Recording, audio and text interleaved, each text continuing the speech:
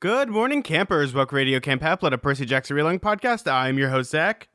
And I'm B. And this week, we read Chapter 6. We meet the God with two faces. I already made a Harvey Dent joke, so I can't make a second one. But I can make a four-face joke. Oh, wait. I don't think there are any creatures with four faces. Maybe Malekith? I feel like we've made so many references to Labyrinth, as in the David Bowie production. But this is very Labyrinth, this chapter. Here's the sad thing, though. Actually, there are a creature with four faces in Labyrinth. There's the two guys that are the doors. That's one of them tells the truth, and one of them tells a lie. Exactly, that's what I was thinking of. Every time we come back to it, it's always about David Bowie. Jim Henson, you mad genius. I mean, that Labyrinth came first, so I can only imagine there's somewhat of an homage happening, right? Or is it like, are they borrowing from the same tradition that it's not quite like this is inspired by Labyrinth, but Labyrinth is inspired by like the same weird mythical root? I'm going to assume it's the same mythical root, but also the Labyrinth is in such a zeitgeist that I'm imagining, for some reason, when I think of like authors now, like as kids, I just still think of them as like they haven't aged a day, and it's just they've gotten taller a little bit, like Rick Riordan, like sitting there like looking like 50, 60, like white hair in the movie theater. Wow, this looks amazing. Though there is a picture of Rick Riordan that he's like rocking a mullet. His hair is mullet adjacent, I would say. It's speaking of Father's Day is today, so he's a very dadly kind of look to him, you know, just a very Rick Steves sort of Planet Barbecue look. It's one of those mullets that I would want to put on a shirt, and if I ever meet him, it's kind of those things like it's too embarrassing to look at, but too embarrassing not to look away type of thing. Yeah, how do you think he would react if you had a shirt with his face on it? Security, get him out of here. No, I think he'd have a good sense of humor about it, no? Oh, no, it's just a joke, but no, I feel like we'd have a conversation about mullets and then drinking Big Red and tequila. He seems like such a nice person. Like, you Google a picture of him, and he looks really nice. He has a special place in the table with Steve Irwin. Who else we got? Oh, Mr. Rogers and Bob Ross. Yeah, all those. Exactly. Yeah, some men just want to watch the world learn. That's the vibe I'm getting from him. Especially in contrast from Daniel Handler, who always has a slight scowl. Rick Riordan seems like the type of person when he dies, like he's going to go up to heaven and God's like, we have a special seat for you. And is like, it's just Steve Irwin and Fred Rogers are just like, oh, hey, Rick, we have a seat for you. We're doing finger painting for our friend Robert over here. Hi, everybody, it's Bob Ross.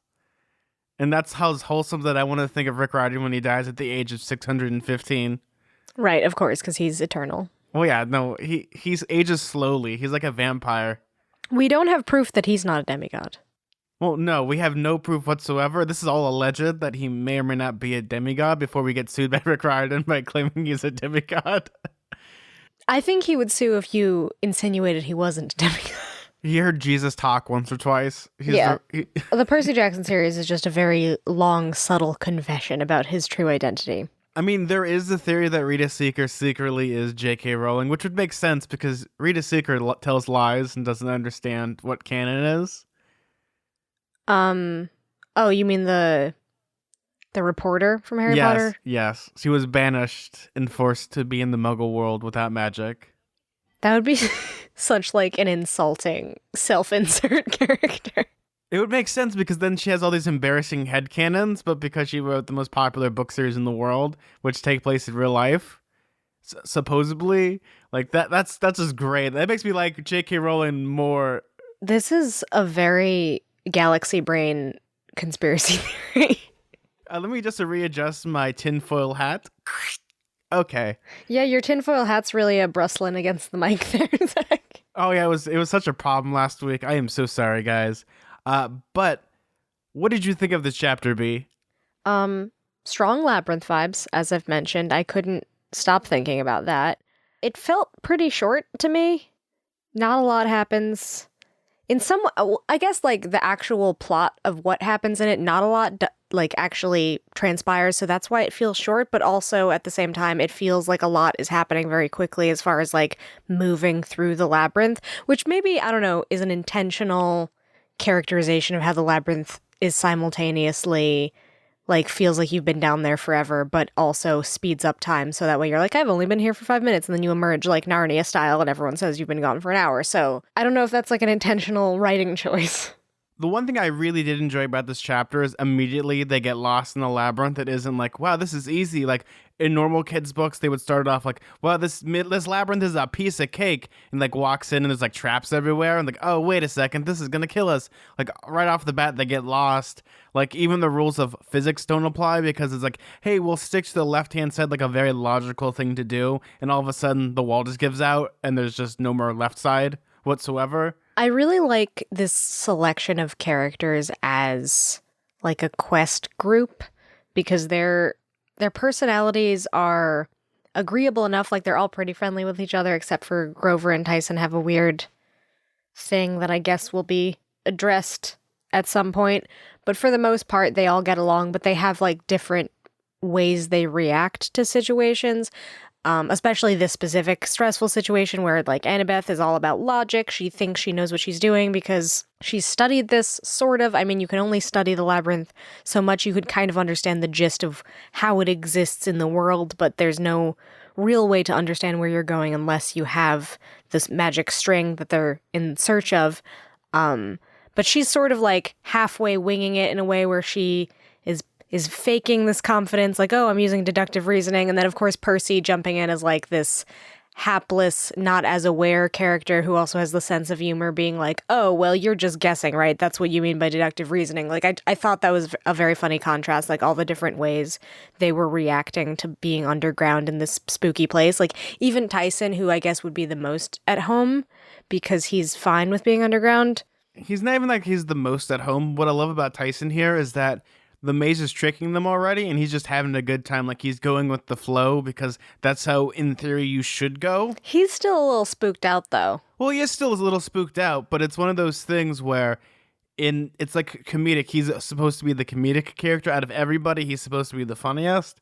So he's the one that kind of states the obvious in ways that's like, oh, well, I don't know about the funniest because they all have their own sense of humor in a way, except for Annabeth, who, she's funny in her own snarky kind of way, but she's not normally like the comedic relief in the traditional sense. Tyson is the type of person that isn't taking everything seriously. Like, he looks at everything through like childlike wonder, which, you know, the example is with the peanut butter jelly sandwiches. Like, he gets sad when like he's about to take a bite, it just disappears on him. Like, he's more focused on that than, say, the quest that they're on or something. I get that element of him, though at the same time he has like this weird wisdom to him where he kind of does know what they're doing. So it's not totally like he's oblivious. There's elements of obliviousness, or like that he's focusing on maybe the wrong thing. I think everyone's focusing on the wrong thing. It's the idea of perception, which is a big thing of this maze, where things kind of change depending on how you perceive things, because we look at how this maze changes. It starts off with, okay, we got it. And it's like, okay, everyone keep to the left.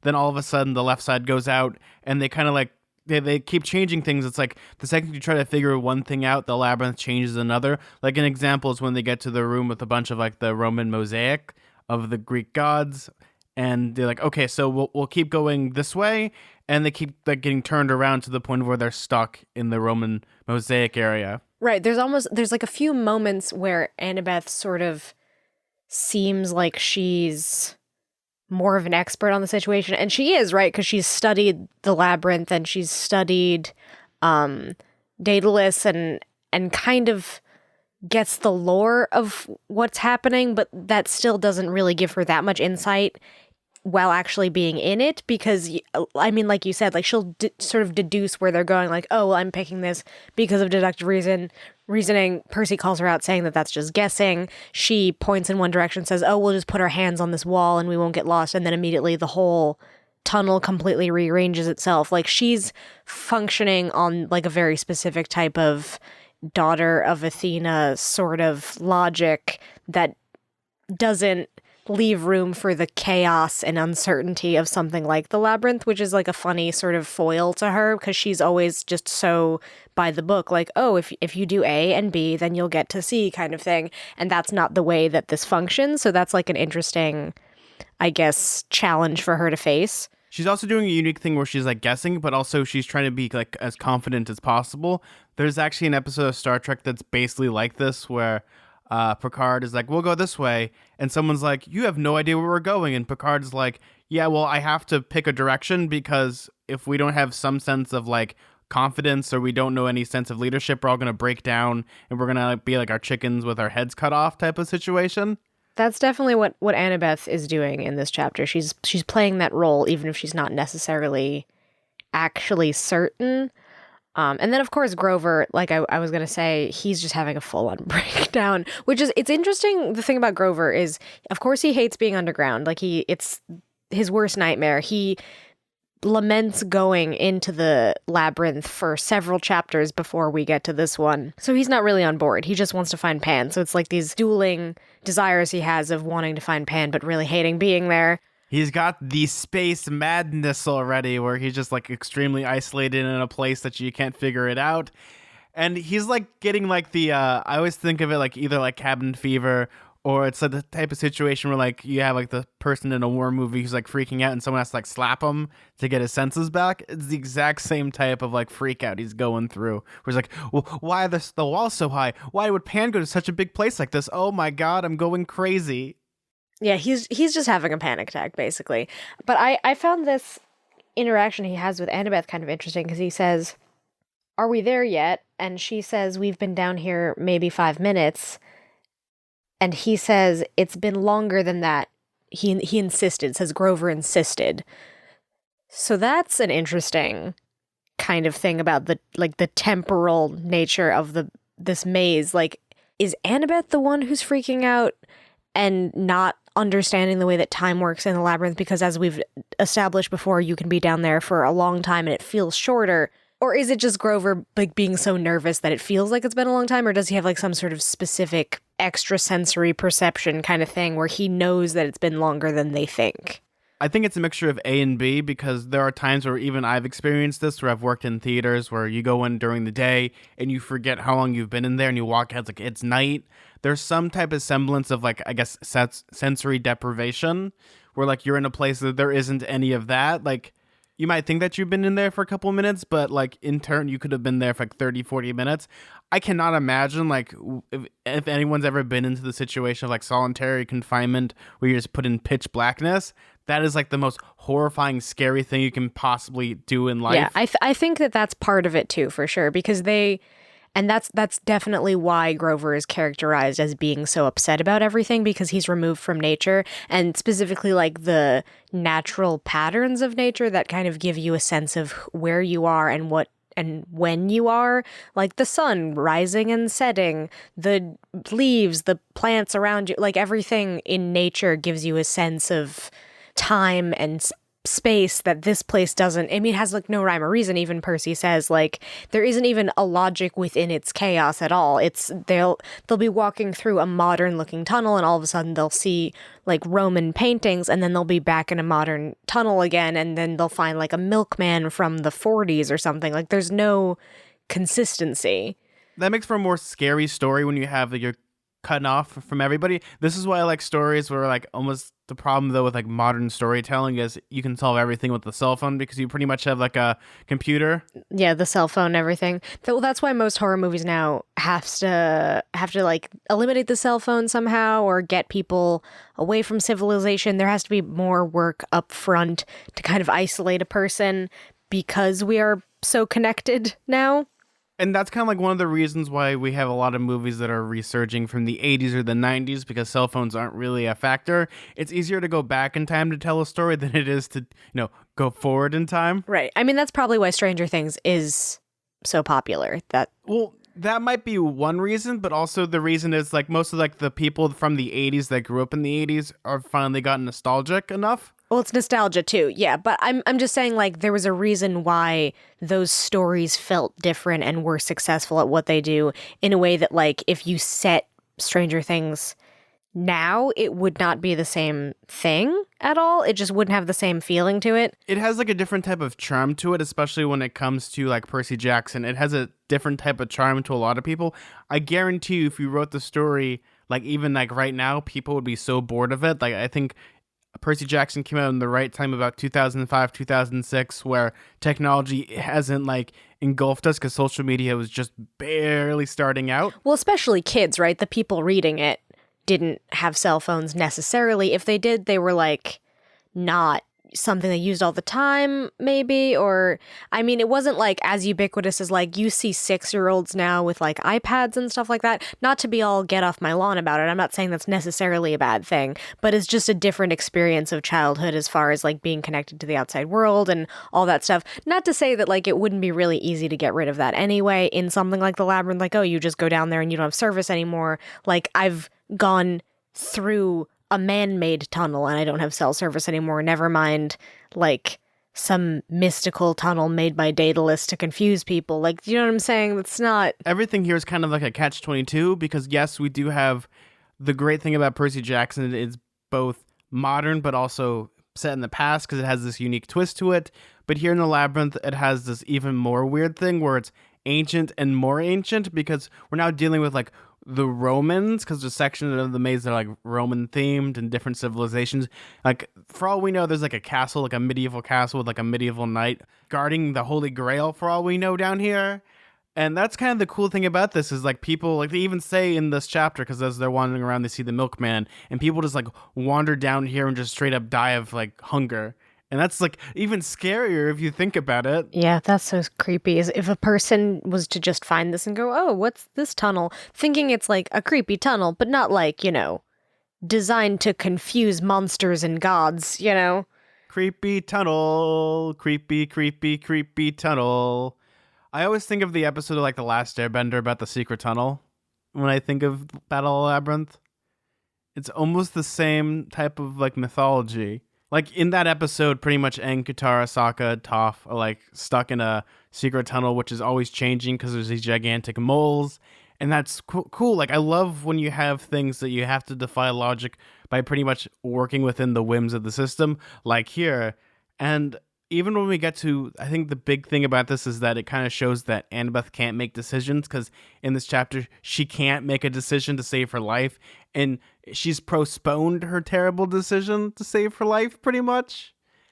Well, okay, so we talk about, Percy brings up the Oracle and the specific thing about the, what is it, Daughters Athena's final stand, I think is the phrasing. And so he immediately is like, this is some spooky stuff going on. This can't be good. If Annabeth makes a decision, it's probably going to be incredibly bad for her. But then it's like postponed, and all of a sudden... God, who appears again? Demeter? Is that it? So it's not Demeter. That's it's kind of close. It's Hera, and they also meet Janus, the god doors and doorways. Oh yeah, well Janus is the labyrinth-esque character we meet, which is like a most likely played by a Jim Henson puppet. If this was real life in a live action series, if this was real life, it'd be a puppet. Would be a Jim Henson puppet. Yeah, it would be a puppet because I love this thing. A horrifying hammerhead shark kind of person. With 2 faces. Oh my god, is this a Star Wars character? Yeah. A pretty eerie, gross description of a person. And he has like very much like a labyrinth kind of character vibe, or even like a... Well, his 2 faces are like melted together. It's very like Cronenberg-esque, or like The Thing. Oh, it's body horror for sure. I was thinking just personality-wise too. He's just like, he has the personality of any kind of like lost girl in magic world kind of story. So like Alice in Wonderland, like that kind of thing, where it's just like, which way does it go? Is it up? Is it down? Like, you know what I mean? Like that kind of chaotic energy of someone who you ask for directions and they're just like pointing in every which way and saying, do you know? And like trying to confuse you. And that stresses me out, both because I'm easily annoyed and because I'm easily stressed. And this is like the pinnacle of someone who is both stressful and annoying. Well, to be fair, in the case of like Alice in Wonderland, that whole book is about people getting high off hat fumes. Well, fair. So that's pretty much like a battle trip. Well, just that one guy is high on hat fumes. Just the one guy has mercury poisoning. And then when the case of like the Wizard of Oz with like L. Frank Baum, he wrote it because he was bored and he was the mathematician, which, I mean, if Annabeth like crushed Luke with like a house from Kansas, I would love this book series like 1,000 times more. Oh man, that'd be so great if like they're like flying in the air on like a space house, and they crush on Luke, and that's the end of the book where his legs like curl up with like his weird winged shoes. Oh man, I'd love that. He just like shrivels. But then another Luke appears and says, "You've killed my brother." Oh no, you killed Duke. Yeah, I mean, his horde of monsters is not dissimilar from the flying monkeys. Side note, one of the worst creatures in cinematic history. Well, that's just like the 1930s, and it's like, what do we do? Well, we'll just put wings on this monkey and make it terrible looking. You know how monkeys are friggin' creepy? What if wings, though? What if wings also?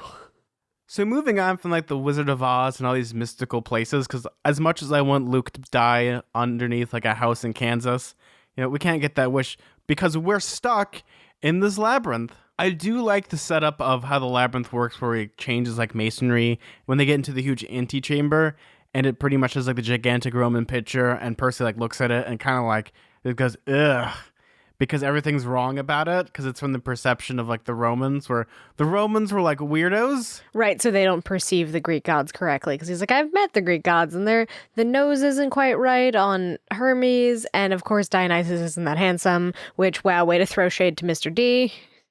Also, the Romans are weird because they took like the Greek gods and made their own OCs of them. And like, they reinterpreted oh, look, we have them. Zeus. Well, you're Jupiter. Yeah, you have like, hey, Hades is pretty cool. We're going to make him Pluto. Yeah, so I thought that was like a fun detail, honestly, because it framed exactly how the quote-unquote real gods were perceived by different cultures. Like, oh, there's the real ones, and then there's the perception of them. And that's a unique thing when it comes to Percy Jackson, is the idea that, like, the Greek gods have been here since the beginning. So, of course, they're going to kind of change and morph into different perceptions of different cultures. Because if we think of it this way, the three base ancient religions, or at least the three base mythologies that people normally think about, Greek, Roman, and Norse, and pretty much all of them at the center of them, who is the kind of like are basically the same. Well, they're pretty much the same. Odin is kind of like Zeus in many ways, and Zeus is much like Jupiter. Even though there are very slight differences, there are a lot of similarities between them, because it's with some elements of Thor being of being like Zeus because of the whole like lightning thing. Well, see, it's a little different because it depends on what you're thinking about, because the perception of pretty much all of them have very similar afterlives, except for like the Roman, actually the Egyptian one's the most horrifying. Like they weigh like your heart towards a feather, and if you're evil, you get sliced in half and pretty much don't exist anymore. Like when we learned about that in middle school and that wasn't traumatizing at all? My favorite is the Norse afterlife, because pretty much if you're like you do something brave and you're chosen by the Valkyrie, you pretty much hang out in Valhalla and drink pretty much until Ragnarok, and you fight people all day, and that's kind of kick-ass. Yeah, they just kick back and wait for the end of the world. For me, it just seems like a gigantic Van Halen concert with some Iron Maiden as an opener, and I'm totally fine with that.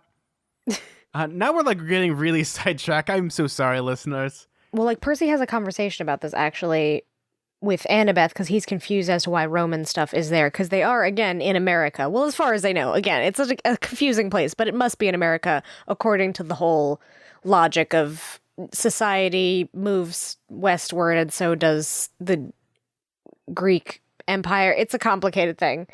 How can they be Roman? I wasn't that great at on ancient history, but I was pretty sure the Roman Empire never made it as far as Long Island.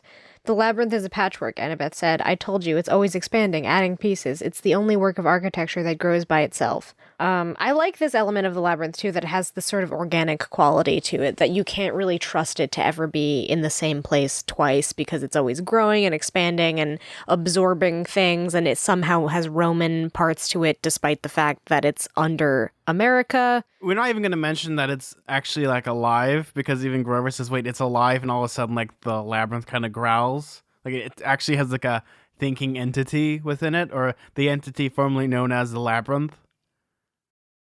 Not to intentionally get our requisite Harry Potter reference, but there is a lot of the moving staircases vibe happening here.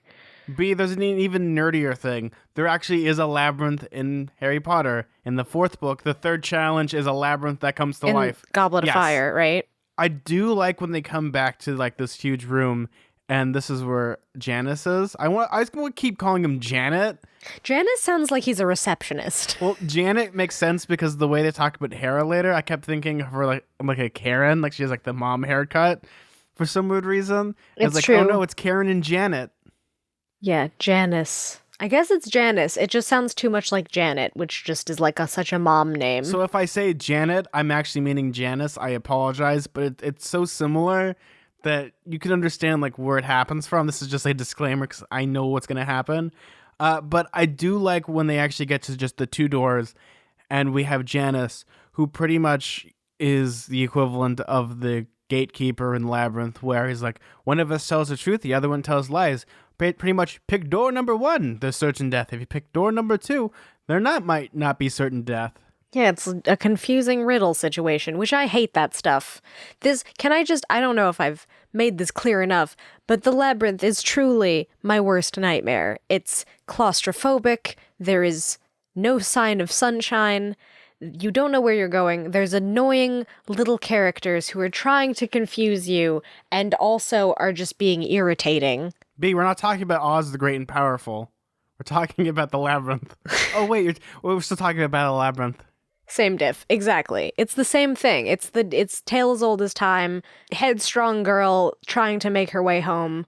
Or, I mean, in this case, she's delving into it. It's not, sort of stumbling into somewhere, which is way more of like the Labyrinth / Wizard of Oz / Alice in Wonderland kind of thing. I've never understood like the appeal of those books. I understand to like little girls like, oh, there's something special about me, and I will go to this place where a bunch of like adult weirdos want to hang out with me, which is in every single book. Adult no, weirdos. It's true. If you think about it, every single book has adult weirdos and little girls. Do we know the age of the Mad Hatter? Well, I don't want to base it off of like the Johnny Depp age. Are we talking about like the age of like the Mad Hatter and the Alice cartoon? But then he's celebrating an unbirthday, so you have no idea how he ages. Well, he doesn't look like he's 15, if that makes any sense to me. Like he seems like anything he does. Maybe he is. That's just what Wonderland does to your body. Oh, I mean, he does like sniff like the mercury poison, so they do age gracefully like spoiled milk. Yeah. The combination of the mercury poisoning and just like the, I don't know, magic mushroom spores turns you into an octogenarian when you're the ripe old age of 13. Oh, that's terrible. But yeah, like, you could probably fill me on this. Like, what is the appeal of these books? Because I'm sure, like, you probably have better understanding of these books than I do, because you did take classes. Kind of, I would imagine there was, like, a vein of this. I don't think we read any of those ones in my children's lit class, but we did sometimes talk about the concept of like a normal character going into a magical world because we read the Narnia books. See, but I feel like that's different because when you have like an ensemble piece, it's different when you add more characters. yes, yeah, because here it's just the one singular character, like in The Wizard of Oz, like Alice in Wonderland, like The Secret Garden to an extent. Like there's a lot of books that you can and like, Labyrinth, look at, which we keep referencing. Well, Labyrinth came way past that, but then again, all this way later, and it's in that tradition. It's not. Yes, and it didn't inform the tradition. It's following it. And I might be missing some books, but pretty much there is enough where it's actually like almost like a cliche. I'm sure there's so many examples of that kind of book, but I don't know like if there's an exact reason why the singular character is so popular. I think to some extent it's not a coincidence that it's usually a girl, because a lot of times like young women don't have a lot of agency in stories. So I think like as like a young reader, if you're a girl, it's comforting to maybe see representation of someone who finds their way anyway, because they're sort of the prototypical like helpless person, right? A little girl, there's the adventuring stories of little boys, and that's different. There's Huck Finn. I mean, that's not fantasy necessarily, but it is fiction. Well, no, it's actually, I would concur about that. I feel like, well, it's satire, but it's like elevated like Southern hospitality, so it's kind of like in a fantasy setting to the most part. Yeah, it has some Southern Gothic weird elements to it that isn't quite, trying to be realistic, but that's a little different though, because that's like a boy adventure story where pretty much it's like roughing it and like being like boys to an extent. Or even like, the like the fantasy medieval stories like Knights of the Round Table and stuff like that. To have like a male character start off kind of oblivious and then have an adventure and learn a lot and be a hero is like super common. Well, I think there must have been some element of like allure to having the contrast of a girl who's seen as really useless, as being innocent, as being prone to being taken advantage of, all that kind of stuff, and putting her in somewhere like, you know, a babe in the woods, so to speak. Even like a character like Little Red Riding Hood or something, it's the same idea of just throwing this like helpless girl into a situation that you don't think that she'll survive, but she does survive. And it depends on what story you're talking about, because in a lot of these, it has less to do with her own agency getting out of it. It's more just like random luck or being saved. Also, you have to think about when these books are written, like a lot of these are like escapism from like the Great Depression or like World War One, because we're thinking of these books for the most part like the beginning of the century. But also there's like the weird thing about these books where you go on like a mystical adventure for a girl, but the moral of the lesson is like, hey, be complacent with your terrible life because this fantasy world will get you killed. Oh, that's definitely the lesson of some of them. Alice in Wonderland's like the prime Alice in example Wonderland of and the that. Wizard of Oz come to mind. Like, hey, you have terrible lives. Be complacent. Don't question too much, little girl, or else you'll be hurt and scared. You want this magical, different world to escape your mundane life where you have to, like, do cross-stitch or whatever. But actually, it's much better here. No wonder, like, Dorothy, like, after the Wizard of Oz, and, like, she was like, I really want to go back, started throwing herself into tornadoes. I mean, the specific context of Alice in Wonderland has to do with, like the way little girls were perceived in the Victorian era, sort of. Like, Lewis Carroll was a unique fellow, because I think, didn't he come up with it because there was a girl named Alice, and there's something weird about it. Like, I remember there's a real Alice. And he was kind of obsessed with her, like a muse in a weird way. And there was, so in our children's like class, we talked about like the construction of childhood, and a lot of that comes from the perception of children in the Victorian age. And it's a specific type of child, right? Like it's a upper middle class white child. Like they don't perceive childhood the same way towards other types of kids, which is obviously deeply racist and weird. And it's not a very inclusive concept, first of all, and it has all sorts of creepy colonialist implications of like the ideal pure white child who has innocence and the ideal pure white boy who's like a conqueror and brings forth colonialism to other countries. Like it's wrapped up in a lot of messed up stuff. It also depends on like the region where these books are written. Like Alice in Wonderland was like in the heart of like English imperialism, where it's just like, we're the jewel of the empire. Yeah, I mean, it's the Victorian era. Well, yeah, the Victorian era. Well, I could pretty much call it the time where England was still like, had India and China and had all these places, like pretty much the empire of the sun never set. Like the sun never sets on the British Empire kind of mentality of like, oh, we are true society. We are the genteel idea of civilization. Everyone else, even if they have their own existing society, isn't really a society. It's not actually civilization. We understand what civilization is. And that has a lot to do with it too, sort of like the alienation of this very innocent, pure figure that they create out of this specific idea of what a child is, and then contrasting it with something like scary and quote unquote foreign. Like they're not necessarily like racializing it or setting it in a real setting. Like in Alice in Wonderland, like that's not a real place, but it's the same kind of idea of like, oh, she's in danger because these people are different from her. Like there's the foreigners. Yeah. It's really kind of messed up if you look into the layers of why this became popular. And then there's like different stories, obviously like Grimm's fairy tales, like Little Red Riding Hood. Like they're like, well, the Germans knew how to like craft a scary story. They're not even fairy tales. They're like to make your kids complacent. Like, hey, don't run off or you'll die. No, they're just like, watch out, kids, because if you don't listen to these arbitrary rules we give you, you will probably be eaten by some sort of creature that lives in the woods. See, this is why I like the Germans. They're very straightforward in how like they scare your kids. They're like, listen to us or you dead. Wait, that's like a Tommy Wiseau. Oh, hey, small child. Do you want to watch the kids' version of The Room? You see the cookie house in the woods? It filled with witch who murder you. Put you in oven. Goodbye now. And then there's like Russian fairy tales where pretty much like, you don't listen to us, you go in gulag. Got it. Oh, okay, yeah. They're related. It's a similar sort of vaguely Eastern European like. Yeah.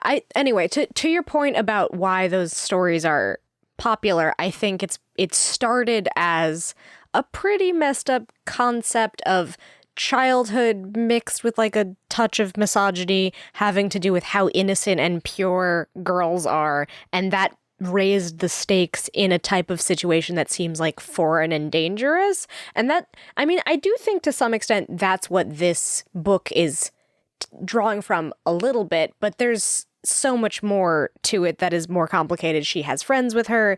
She's more self-determined. She's shown to be capable from the start. It's not like the novelty of Annabeth being hapless and incapable. She's very capable. She's the most capable character. I actually have to disagree with you on this, because in this chapter we figure out that Annabeth is indecisive and doesn't know what she wants to do because she has to make the choice.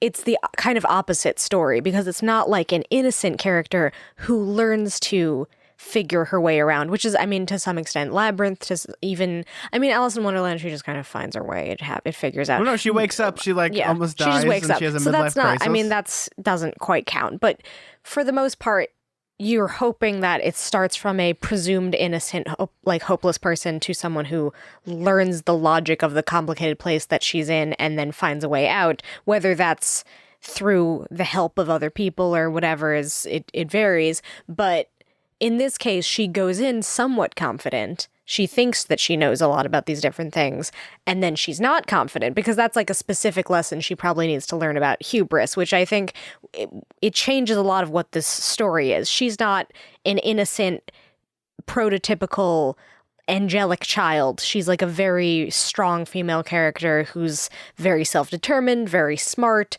very logical. She's daughter of Athena. All of the ways in which she's characterized have everything to do with logic and reason and battle formations. And she also has mild narcissism, just a little bit. Oh yeah, well, because the hubris thing we've talked about, this is her fatal flaw. So that's why it's so different. It's she's not starting from a place of innocence, learning to be strong. She's starting from a place of presumed strength and learning that sometimes she doesn't know everything is, I think, somewhat what the lesson's going to be. And the labyrinth is slowly breaking her down piece by piece, bit by bit. This is the this is the crescendo of all this, because pretty much what ends up happening with Junice or Janet or whatever, it's one of those things. I'd say, damn it, Janet. I was just thinking of Janet from The Good Place, but yeah. I'm thinking Rocky Horror Picture Show. No, I know. I'm with you there. I understand. Oh no, Four Faces Tim Curry. But pretty much what ends up happening is she has to make this decision, and Percy is kind of like, you're putting our lives in your hand, Annabeth, and she doesn't know what she's doing. It's like she's like sweating, she's like really nervous because it's, it's like a 50-50 shot, but this is the 50-50. If you get wrong, you're all deed, dead. It's interesting to me that she like encounters Janice early because he's like not supposed to be there yet, and there's like this weird sort of cloud hanging over them that he's going to come back and do the same thing and ask her to make a decision that's really intense and important, and we don't know what it is. And there's just like a lot of questions as to what's happening, because even Percy says, like, when Janice is asking her to make a decision, he says some like really bonkers stuff about Annabeth that seems much deeper than just deciding what door to go through. Let me see if I could find the thing that Percy says. A lot of it has to deal with the idea of, making a decision, but also being confident in your decision, because you can back off. Like, this is pretty much like the decision, most likely what's going to end up happening, because it's pretty much not even like a metaphor for this point. It's like a nuclear bomb going off. It's pretty much is that, hey, Annabeth has to decide between Percy or Luke. That is like the 50-50 at this point. I was thinking of what they meant by that, but I guess it must be Percy or Luke, or to a broader extent, choosing each of their causes too. It's not just like pick which boy you like or whatever. Well, actually, this is a perfect transition. B, who comes down to intercept this? Oh right. It's Hera, who's the goddess of marriage. Well, yes, she's the goddess of like marriage and pretty much like friendship to an extent, because marriage is pretty much just friendship, like relationships. Yeah. Oh, yes, yeah, she's like a relationship counselor. She says, "I'm the goddess of marriage. You see, I'm used to perseverance. You have to rise above the squabbling and chaos and keep believing. You always have to keep your goals in mind." she's there because Annabeth is going to have to make a terrible decision, which might be. I like how Percy has no idea what's happening still. He's kind of oblivious. I do enjoy like Hera's introduction. I think this is one of the strongest moments of this chapter where we get to see a new god, or I'm sorry, a goddess in this case. And I love how they describe her. She's like very plain, like she looks like an average mom. Oh yeah, that's specifically the way Percy describes her. He's like, I think I saw her in the pantheon of gods on Olympus, but she was bigger and more godlike, and I was like kind of distracted because like my death was being voted on, but she definitely just seems like a regular mom now. And she like comes down, she's like wearing like yoga pants and like Crocs, and her hair's a little messy, and she's like wearing like a baggy sweatshirt and glasses and looks like Karen. I feel like she like molds into the audience. Like even though I don't think maybe Hera seems like the type of person like I want to speak to your manager, but she'll like melt your brains first before she asks. Oh god, now I'm just imagining her looking exactly like Kate from John and Kate Blizzard. Oh no. Ah, man. Oh yeah. Oh, so I found the thing that Janice says, which is we know what you wrestle with every day. We know your indecision. You will have to make your choice sooner or later, and the choice may kill you.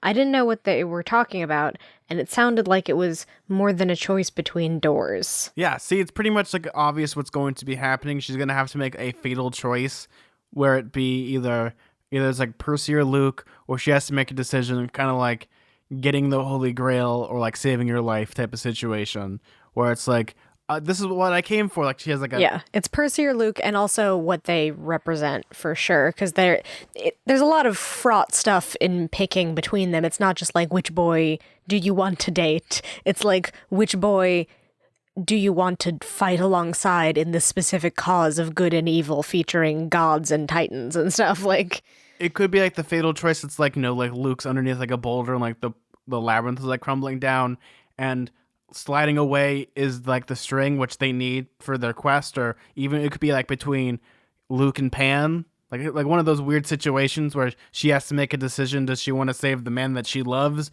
or does she want to focus on like her career and her goal? Wow, this sounds really terrible when we really think about it. It's like one of those terrible decisions that she has to make, but nonetheless she has to make a decision. it seems like an obvious choice to make, but I don't know. Well, again, this is where the drama and teen romance comes in, because you would think after like 3 times of Luke trying to kill her, especially the last time, like where he tricked her, he's terrible. Yeah, as the quote goes, when people tell you who they are, believe them. Like he's really tried to prove to her that he's a bad person, that he's not to be trusted, that he doesn't care about her. He's used that against her. She was trapped under the weight of the entire world at one point. First time it happens, shame on me. Second time it happens, shame on you. Third time it happens, shame on me again. Yeah, just shame on your brain, Miss Logic. Come on.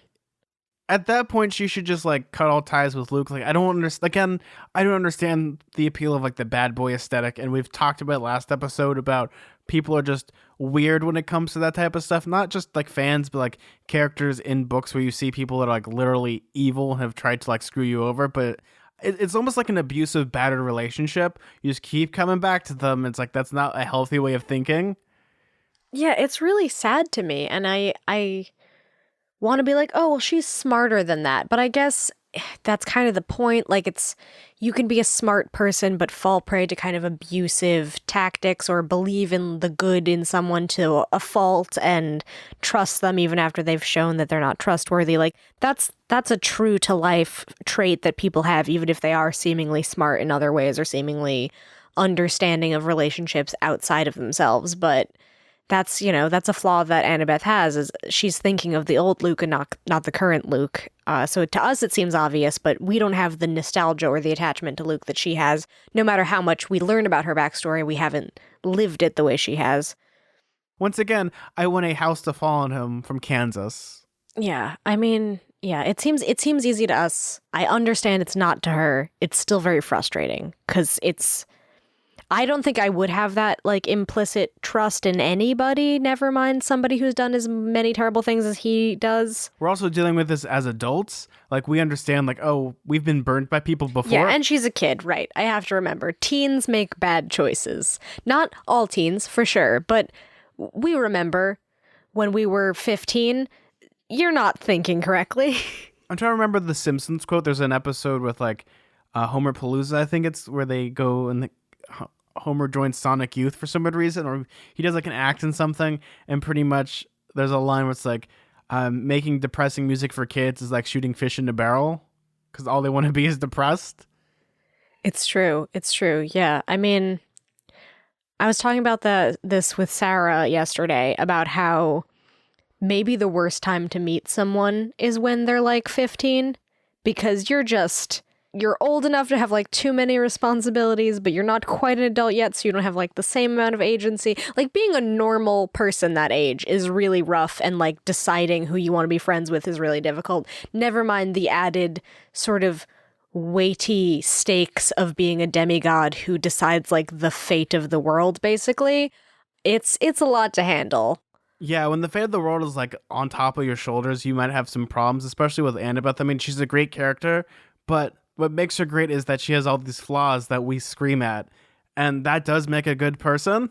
Right. It makes her more complicated, not, Mary Sue. As much as I hate the implications of some of using that phrase, but like, she isn't perfect at everything. She's very capable, and she's very smart, and she has a lot of talents, but she has flaws. She makes decisions that are inadvisable. She trusts people she shouldn't. She gets mad at people who she should care about and trust. Like, that's what a person does, not even just a teenager, mind you, just a person. Like, you just make bad decisions sometimes. As much as like I don't like Mary Sue or Gary Stu's, like, in some stories they're okay if you're doing like weird power fantasy stories, like Conan the Barbarian is like a total... If you're intentionally going for that, if that's what you signed up for, then if that's what you want to read, go for it. But there's a lot of books that's like, you kind of want more depth, because if you see something at face value, that's why I love 80s action movies. Like, those are like Gary Stu to the max. Like, Arnold, like, he's going to get out of every situation. And you kind of watch it for that spectacle, but then there's some stories like, I hope he just dies in this story. That would make things better, but it isn't going to be the case.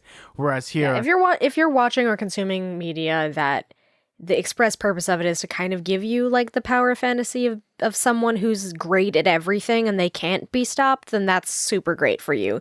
But this story is not asking for that necessarily, and it's good. It's good that Annabeth's not perfect. It's frustrating, but I think we would be complaining if she didn't have something going on with her. I guess some people have more maybe logical flaws, but people aren't logical. The way that they act in relationships aren't logical. Friendships aren't logical. Like, you could even frame someone's entire personality trait as being very thoughtful and methodical, and they can still end up making bad decisions because maybe they lean on that as an identity and don't actually necessarily always possess that trait. Because she's still a kid, even if she is a demigod. She is a kid, and she makes mistakes, and that's perfectly okay for a kid. And I am excited to see what happens next when it comes to Annabeth, because we do get this interesting conversation with Hera, which pretty much is like, I need you to do my bidding, pretty much, but I need you to do it discreetly. Yeah, so she kind of is allowed briefly to help them, sort of, and grant a wish. She gives them one wish, but Annabeth is like, I wish for more genies, and Hera's like, can't do that, sorry. And I would be like, damn. The one interesting thing I love about this chapter as well is when we're dealing with Hera is that, she is the goddess of marriage, but like everyone she like loves, like her family is pretty much as cheated in one way, shape, or form. Like, Zeus isn't like the most faithful husband. Poseidon isn't the most faithful brother. Hades is, I guess, somewhat honorable, but not really.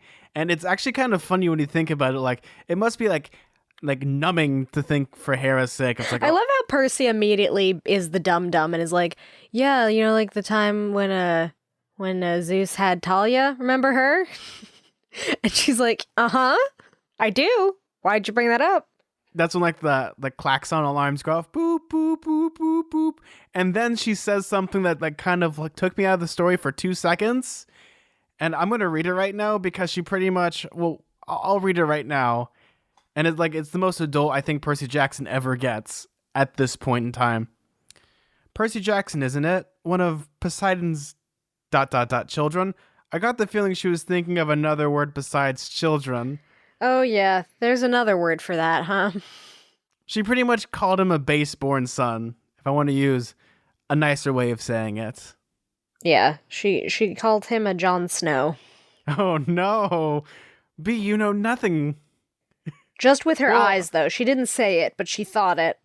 And Oh, it was her enough. eyes said it. Her mouth didn't need to. And Percy kind of picked up on it.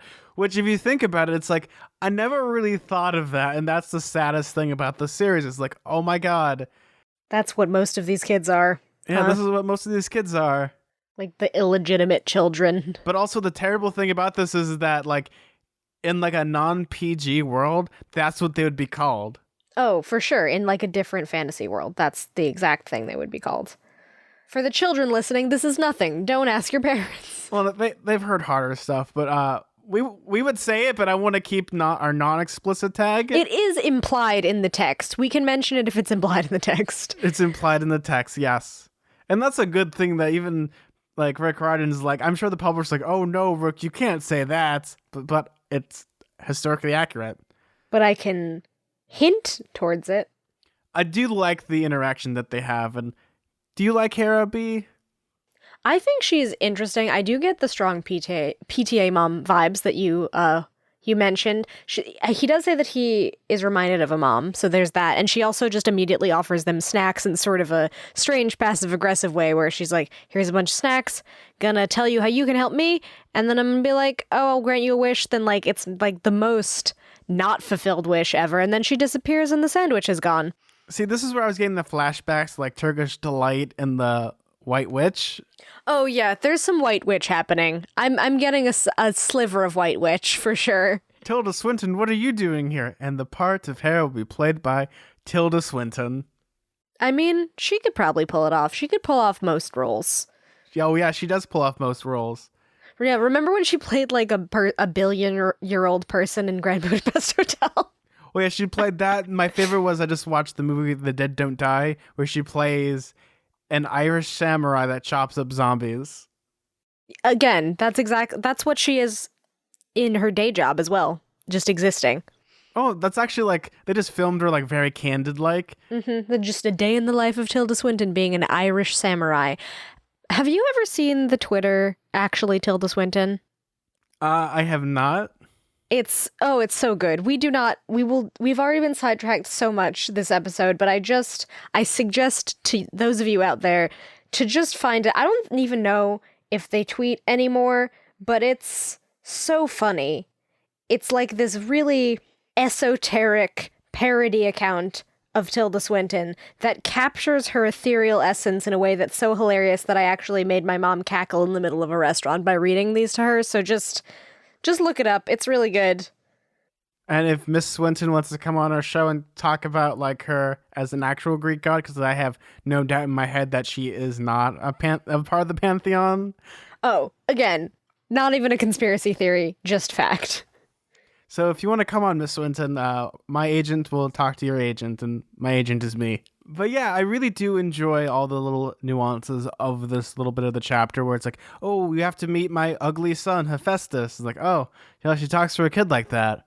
Oh. Okay, wait, let me just read an example of it's called Not Tilda Swinton, by the way. I found what it's called. Not Tilda Swinton. I lay in a claw-footed bath filled with elderberries gathered by my bat, Theramaya. They stain my skin. I will be camouflaged this night. My stomach whines with hunger as I sit by the pond. A carp jumps out and impales itself on a stick in front of me. Namaste, I whisper. Yeah, that's just Tilda Swinton. That's just regular, ethereal Tilda Swinton. Okay, one more, because this is really good. I think sorry, no, not that. I shrink myself to the size of an ant and climb within a falcon. I operate his neurons as reins to a horse, soaring high. Happy Tuesday. 1 second. I can't breathe. See, it's really good. It's truly her. That's definitely her, right? Once again, Miss Swinton, we'd love to have you on. But We would love to have you on and discuss your falcon piloting techniques. But I do enjoy Hera to the most part. Like most moms, she's sweet, but then like if you touch her babies, she'll kill you. I can't unhear the Tilda Swinton comparison now. That's all I can think about. Is that's her. I think of like Hera as like Dee Wallace. She was like the mom in most 80s movies. She was the mom in E.T. and The Howling.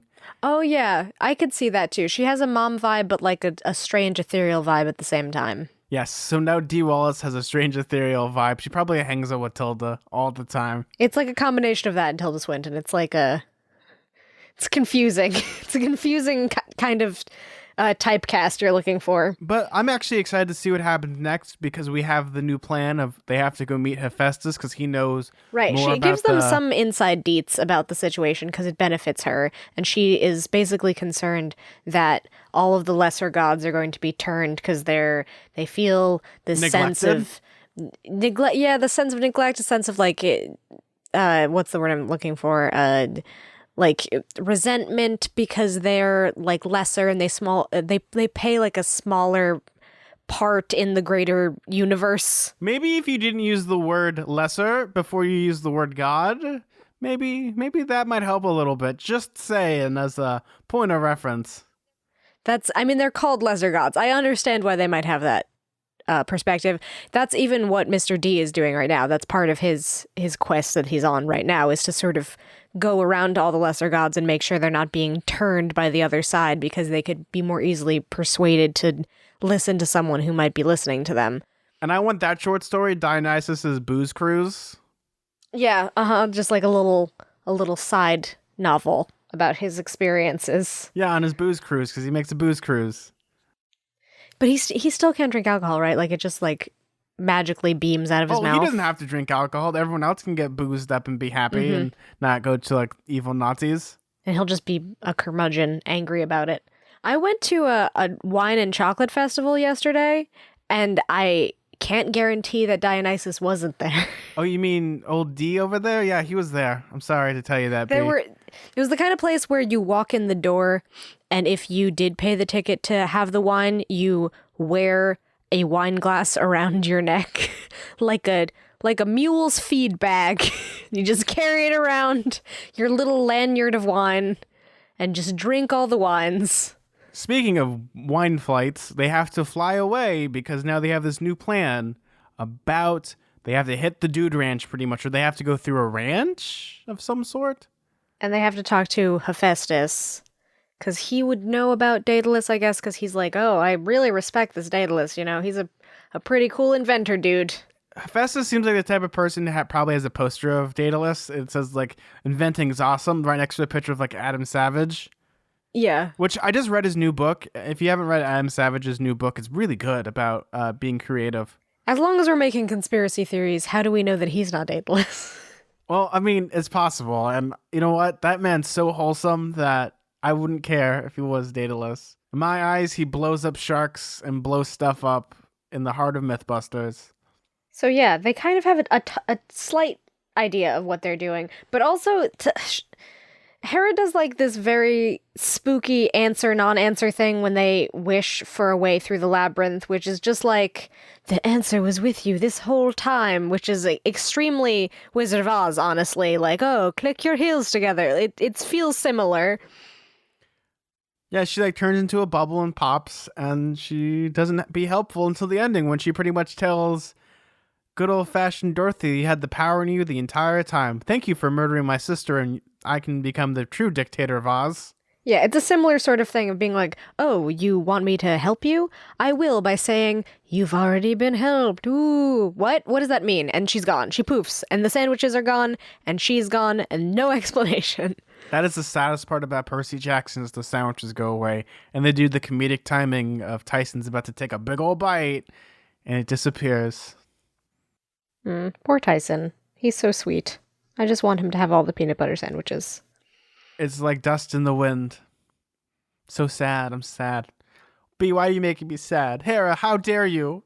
Yeah, so after she leaves, there's also the element that even though Tyson and Grover have like a weird vibe between them, they do have the thing in common of being great at smelling monsters. So they weirdly know which direction to turn, and the rest of the party's like, wait, why do you know that? And they're like, well, something's coming. And typical Rick Riordan fashion, that's how the chapter ends, is a nice, good old-fashioned cliffhanger. I find it hacky or fun.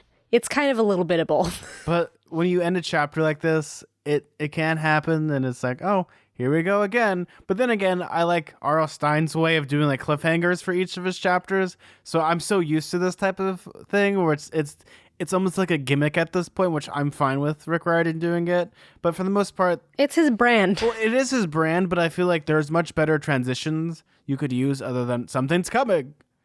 Yeah, no, I think so too. They could have maybe not had the monster at all. Like, this could have just ended on a weird note of them finding that information out, and then they meet a monster early in the next chapter or something like that. It just seemed like just gilding the lily in a way that was unnecessary. And we've talked about, I don't really care for fight scenes, so, you know. Well, we have to have one because we haven't had one for 2 chapters, I think. I know. I understand that inherently the story will probably feature some fight scenes because it's like a hero's journey kind of story, but just in general, I'm not usually a fan. So whenever it's like, oh, a monster's here, I'm like, oh, great, a chapter that doesn't feature as much interesting lore and dialogue, and instead is just like, Percy moved his sword, Annabeth figured out something clever, and then it was slain. Like, that's what's gonna happen. The book doesn't end there. Obviously, the monster doesn't kill them. So, well, maybe it might horribly maim them, and the entire rest of this book is just them slowly crawling out. Annabeth is now a robot, and Tyson is now turned into a peanut butter and jelly sandwich, and he keeps eating himself. Oh yeah, he would do that. I'm thinking of the episode of Billy and Mandy where Billy eats all the chocolate sailors and becomes a chocolate sailor, and then starts eating himself. Because that's a thing that happens in weird Cartoon Network shows. Yeah, there was a very specific type of stupid body horror that existed in Cartoon Network at that time. Body horror and Cartoon Network go together like peanut butter and jelly sandwiches. So B, what is the name of the next chapter? It's true. Next chapter is chapter 7. Tyson leads a jailbreak. Oh, great. Here we go. Just talking about how great Tyson is. I love Tyson. He's hilarious and very sweet. Knowing him, it's probably like he releases a bunch of animals in cages, if we're being real, because like that's just something he would do. He has that energy that he would go into like a zoo and release all the animals because it's like, puppies are free, and it's like, those are wolves. Like, you know what I mean? So I have a feeling it might be animals, or it could just be like prisoners that he breaks into. It also might not be literal. Again, chapter titles, not always straightforward, but it doesn't surprise me that he would do something like that. He has a certain chaos to him that's always well-meaning, but maybe not well thought out. I like Tyson. Tyson's one of those characters where I can believe he breaks out of jail just by accident. Like, he accidentally like grabs the bars and the whole chunk of wall comes out. Oh, that too. Yeah, he could just stumble into something, like becomes a revolutionary hero just from standing next to somewhere. For me, Tyson has always been the idea of like the child insert character. Like, he's the one with real like childlike wonder where everything is just super special to him. Like, it could just be like a door and it's like, oh, how does it open? How does it close? And he's just really excited that way. Whereas Annabeth was like, well, I could explain the dynamics of this door and how they works and the invention of the door. Did you know the door was made by so-and-so in this year? And Grover would be like, that door is made out of wood. I knew that wood. Why? And Percy's just like, hey, door. Cool. He's so sweet. I like Tyson. Tyson's one of those everlasting characters that hopefully this jailbreak goes by smoothly. Maybe they might make some new friends. They might make like those rough and tumble people. Like, I think of like Pee-wee's Big Adventure where Pee-wee befriends his captor in the Cadillac, or I guess the convertible. Wait, are you talking about Pee-wee's Big Adventure? Yes, I'm talking about Pee-wee's Big Adventure. Talk about traumatizing. I hope they don't meet Large Marge. Tell them Large Marge sent ya. No, I hate it. I hate it so much. It was a night just like this. And when they found her, she looked like this. No, I hate it. Well, to be fair, that part scared a lot of kids. No wonder like therapy bills probably shot up like 6,000%. Oh, for sure. For sure. Tim Burton knew what he was doing. I'm excited for this next chapter for me. Tyson as always has been kind of the heart of these stories, and we'll see how the big guy does. B, you ready to read some emails? Yeah, so we got an email that says, this might be a random idea with no real ground, but maybe Annabeth seems so unrealistically jealous because Percy is an unreliable narrator. Maybe Annabeth didn't actually get so irritated, and it was really Percy's insecurity about this new relationship is getting to his head. Plus, Percy supposedly writes each book sometime after the events take place, so maybe he exaggerated or fabricated her reaction because that's what he remembers. I don't know, Rick was probably just throwing some teen drama in for spice. Love you guys, Blue. That's like, I didn't actually think about that a lot of our perception of characters has to do with Percy's perception of characters. See, here's the thing though, B, when it comes to the unreliable narrator, is that we're talking about Percy Jackson. You would think he would probably do the exact opposite, where it's like, and then me and Annabeth held hands and started skipping and making out, and I love Annabeth. She's so he'd be awesome. like more positive, you think, if he was unreliable? You have to keep in mind that Percy Jackson, if he was writing like unreliably, he isn't always like an honest character because he has kept things from people. So he would do the exact same thing in his narration where he would withheld information, or he would do things to be more interesting other than Annabeth and I like skipped down the lane, and then for some reason they don't know what like kissing is. We touched hands. Yeah, I guess I could see him trying to make things more interesting. I do get the sense though that he's like a whiny teen and that if he felt like she was being irrational that he might exaggerate it in the retelling. So I do understand this this perspective as to why it might feel exaggerated because it actually is exaggerated. Like that's a possible theory. If it was more exaggerated, I feel like it would be more over the top because Percy Jackson has dealt with more over the top things. But also, you have to keep in mind if that in that theory to work, Percy Jackson, all the stuff that he does, he's like uncool doing all that stuff. Like he's unreliable in the sense of like he has like awesome sword fights and like he blows up schools. Like then none of that happens because we're dealing. Then you with can't trust anything, right? If he's so unreliable, then you're like, oh well, then what is real? Yeah, I could see that. I don't think. I mean, all narrators to some extent must be unreliable because there's no way to be like infallible in your perception of the past. Like that's never been a trait that's been established about him. Well, no, you need another person. Like you need to have someone else showing it. Other than the only way it's a true reliable character is if it's like a third person perspective, or you have like an omniscient character that's explaining everything. It's always going to be slightly colored, though. I think, by the way he perceived it. So I do think it's a combination of a few things that, I mean, been getting a lot of really thought-provoking emails about why Annabeth's characterization seems so off. I think part of it is just a fault on Rick Riordan's part that he maybe leaned too far into that character change and didn't do it subtly or justifiably enough. That's probably a part of it. There's him just in general finding the whole teen drama thing interesting and feeling like he should put it in, or maybe his publisher saying he put it in, or a combination thereof.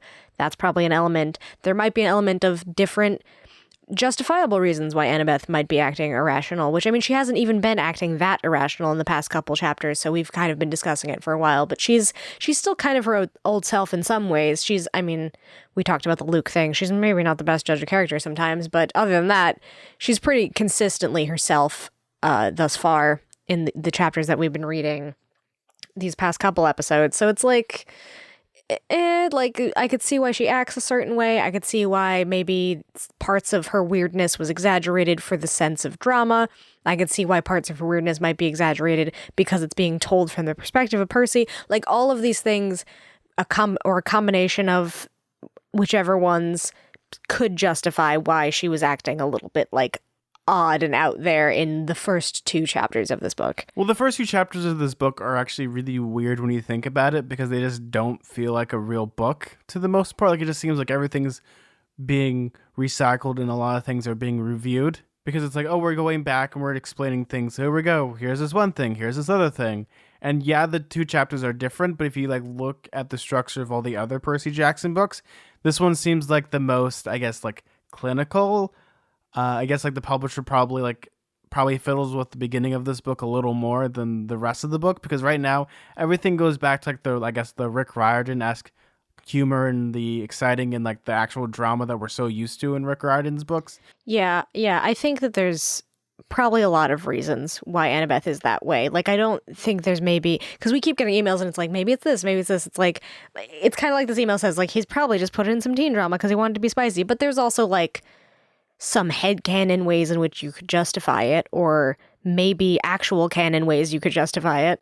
Once again, when it comes to like a lot of times with like fan theories and like headcanons and stuff, like whatever you want to perceive as the real thing, you should just do it that way. That should be always your perception. We're looking at this more objectively, so we have to understand like, okay, some things might not make sense. Well, here are the reasons why it might not make sense. We're just giving our theories, or like allegedly what happens. And there isn't really like a right or wrong answer. It's just when it comes to like, you can like, oh, it might be like an unreliable narrator. Okay, let's explore like how Percy Jackson's acted in the past. And you know, it's still a really good theory. I actually do enjoy that theory a lot. But they're all theories at the end of the day. Like, we'll never fully know what it is. And Occam's razor says probably just slightly inconsistent writing. But, you know, you could find a lot of ways to make it seem less annoying by, in narrative, trying to make it like more understandable and not as out of left field. Then you can still apply the same rational theory about like the Dursleys and why they treat Harry like a terrible garbage boy. Like, there are people that try to justify it. Like, I think the most prolific theory is that because Harry's a Horcrux, and by proxy, all of the people around him are terrible people, or turn into terrible people. Yeah, like yeah. Sometimes it's one of those weird catch-22s. But here, anything that makes sense on why Annabeth is like acting less crazy, I totally am willing to listen to, because there has to be a better explanation than just Annabeth's a hormone monster and jealous, because I feel like that shouldn't be the be-all end-all of theories. So we did get a new email from Amelia that says, it's a headcanon though I thought of while I was listening to the podcast, and it's pretty much just some dialogue. You ready for this, B? Yep. Percy, time for the quest. Snacks? Annabeth, check. Percy, magical weapons? Annabeth, check. Percy, will and testament prepared in case we die? Annabeth, Grover, and Tyson, check. Yeah, I can see that. Actually, not really, though, because a lot of them aren't nearly that responsible. Well, none of them would have enough property or like money to actually have a will. It's like, I bequeath you my handmade shield made by my Cyclops brother. And this sword I've killed many a monster with. I'm just imagining like Chiron's reading the will and testament, and Percy's like, and I bestow Chiron, my mentor, $10 to Jimmy Buffett's Margaritaville in Tampa, Florida. Yeah. He's like, what? $10 off margaritas. Percy. Yeah, 10. He has like a used coupon. Yeah. I love it. And last but not least, to Chiron, a handful of horse feet. I feel like that'd be the saddest thing ever. He like puts it on the mantelpiece and it just stays there. I was gonna eat that hay, but now it makes me think of Percy. And every time I eat it, I get indigestion.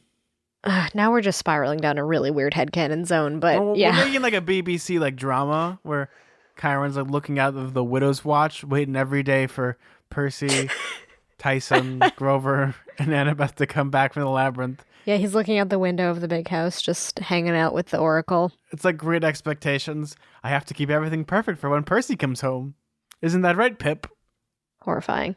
I don't know. Pip's a demigod. Oh, I actually accept that headcanon. So, B, did we get any other emails? We sure did. Got another email from Liam, who says, "Hey, Zack and B, I'm a big fan of your podcast and huge Percy Jackson / Greek mythology nerd. Like, for instance, the original Percy from Greek mythology was actually a son of Zeus and was one of Athena's favorite heroes, so his is like the exact opposite of Percy Jackson. Anyway, Zach, I know you like movies, and I was thinking Percy's first dream about Daedalus was kind of like in the first Iron Man movie, where Tony Stark was being held captive because of his own inventions and being forced to build the Jericho missile. Sorry for the long email. Thanks for making my Mondays fun. Keep up the great work, Liam." I kind of see that comparison. I haven't seen Iron Man, but I understand that same concept. I'm sure that that's been used a few times, like the idea of like the genius being held captive to create dangerous things against his will. Like, that's a thing. That's just like a normal trope, because before Iron Man, there's a lot of examples of that. I think I always think of like building a weapon in a cave. I always think of Return of the Jedi, the deleted scene where Luke builds his lightsaber. There's a lot of cases, and a lot also in Greek mythology of like being in caves and being forced to like do things against your will. May it be create a magical spell or make weapons, like anything that's just you get like a bunch of like terrible I think people. that's a pretty common narrative device in general. Hey, Zack and B, my name is Elizabeth, and I am 11 years old. I love your podcast. Every time you post a new podcast, I get really excited, listen to it immediately. Thank you for being awesome and amazing. Keep staying mortal. That's really sweet. Thank you so much. It's really crazy to think that we have like people that are like 11 years old that want to listen to podcasts, especially like immediately when there's, you could be doing other things. Like warms my heart. It's true. You choose to listen to us babble about The Wizard of Oz, and here you are still, inexplicably. So thank you. I want to think that our wisdom is like passed off to the new generation. So when we're old and gray, people when I listen to us spin our yarns, when we're just talking about how angry we are about like Alice in Wonderland, and how I just go off like my brain has been just ravaged by the aged of time, and I'm talking about movies that people don't care about and like 100 years old at this point. So B, we did get one iTunes review all the way from Australia. The land down under. Are you ready for this? I am. You guys are so good. I love all your opinions and the fact that Zach has read them, but B hasn't. I'm a Ravenclaw and a daughter of Athena. Athena cabin's a good cabin. Yes, it is. It's one of the best cabins. They have air conditioning, computers. Yeah, it's a mixed bag of a cabin, I guess, because you're very logical, but as we've demonstrated through Annabeth, that doesn't necessarily translate to all types of wisdom. Well, wisdom is very subjective because, you could be book smart, but then like Percy Jackson, even though he's not street smart, he's smart in different things. But that was a very nice iTunes review. Thank you so much for that lovely iTunes review. I think that's pretty much it for this week, B. Any advice for the kids? Don't climb into tunnels. Just don't. Stay home, read a book, chill out. You don't want to end up like that milkman. It's not worth it. It's not worth it. My advice is listen to John Waters and pretty much just stay in The Wizard of Oz. Oh yeah, listen to him too. Listen to John Waters. I love that man. Listen to John Waters, which is travel, but listen to me in that don't travel to too sketchy a place. Sort of find a balance. Find a balance between my nervousness and John Waters' ability to just live in Oz for the rest of his life. Just somewhere between that. Wait, he's never left Oz. He's just been there continuously. That's true. That's just where he exists. Well, B, where can they find you? You can find me on Twitter and Instagram at bkellygorman, and you can find me on Tumblr at twinpoetry.tumblr.com. If you want to follow me on Twitter, you can follow me at Suda41. That's SUDA41. If you want to follow our show on Twitter, that's at halfblood_radio. And if you want to listen to my new show, The Film Cultist, this week I talked all about The Thing from 2011. Did I like it? Did I hate it? I had a guest on. I also talked about the Universal Backlot Studio Tour this week, too. Other than that, we have a Patreon. We're going to be sending those pins out very, very soon. That will be Patreon/Radio Camp Half-Blood, where you can listen to an episode a day early. Radio Camp Half-Blood pins when you order way too much orange paper. Yes, that's way too much orange paper. I have a lot of orange paper that I definitely don't need for a handful of pins, but it's going to happen. I got an email in like the middle of the night, in the dead of night. It was just like, I have too much orange paper. No one should have this much orange paper. It's true. I just messaged you. I was like, Zach, the minimum was 50 pages. Oh, we have an illegal amount of orange paper for some weird reason. Yeah. I actually don't even know if it's arrived here yet. I don't think it has. It was supposed to get here. Oh, it will come through the whispers of the wind, B. When you think it least expected, you'll turn a corner and just there, already ready for you, pressed and ready to go. But I'm so excited for what's to come. Well, B, I'm Zach. I'm B. And keep staying mortal. Bye. Bye, guys.